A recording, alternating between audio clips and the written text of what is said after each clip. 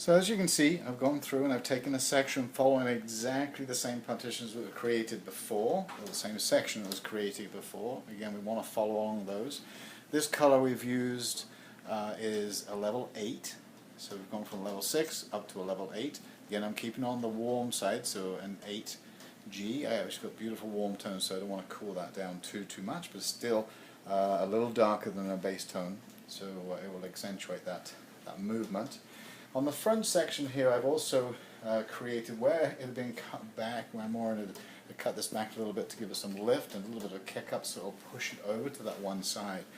I've taken that section underneath with the level 8 again.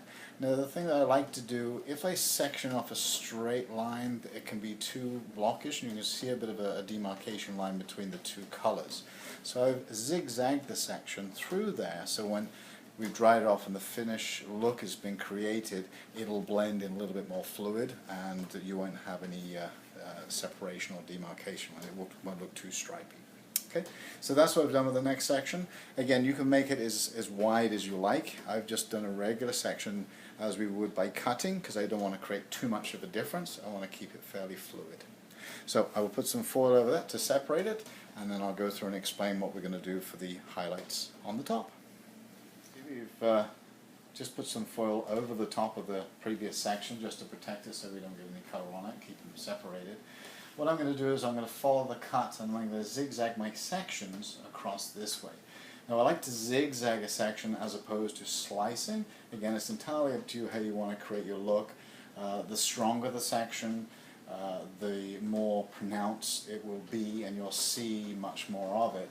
Obviously the angle as well. If I were to go straight up this way on a slice, you're going to see much more of a heavier panel and it will take away the look of the cut as well. So the same way as Maureen was cross-cutting to check it and make sure the balance was right, we really should be following the sectioning as well the same way when we're doing our foils. So it was taken at a diagonal line, so let's take the same sectioning to follow that line also. And I'm going to do a zigzag, so I'll just show you what I'm going to do here. And again, I like to zigzag my sections through because we want to bring out a natural curl. If the texture of the hair was heavier and straighter, then the zigzag probably wouldn't work as well. But because we have beautiful curls with some nice natural highlights, as I said before, I just want to accentuate that natural movement, not go against it. So really bring that out. So as you can see, I've taken a nice zigzag section.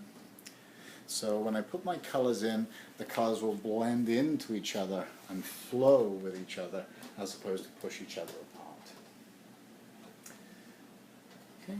Now I'm going to use two colors through here. I'm just going to do a pre-lightning or a lighter blonde through one section, but I'm going to put in between that a level 8. So we'll carry on the color from the side in through the top again, so they'll lay on top of each other and the darker will push and bring out that color of the blonde on the lighter pieces, and we'll see more of the curl.